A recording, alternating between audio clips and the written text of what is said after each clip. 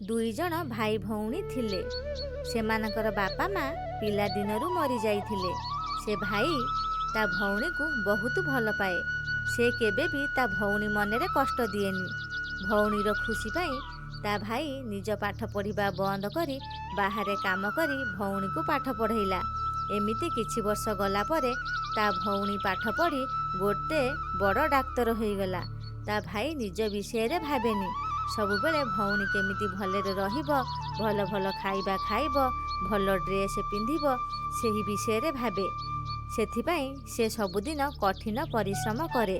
ହେଲେ ସେଇ ଭଉଣୀ ତା ଭାଇର ଭଲମନ୍ଦ ବିଷୟରେ କିଛି ଭାବେନି।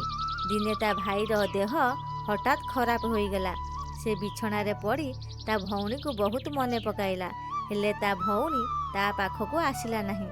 ସେ ଗୋଟେ ବଡ଼ ଘରର ପୁଅକୁ ଭଲ ପାଇ ବାହା ହୋଇଗଲା। ଏପଟେ ତା ଭାଇ ରୋଗରେ ବିଛଣାରେ ପଡ଼ି ପଡ଼ି ମରିଗଲା। ଏବେ ବିଚାରା ଆପଣମାନଙ୍କ ଉପରେ। ଆପଣଙ୍କର ମତାମତ କମେଣ୍ଟରେ ଜଣାଇବେ।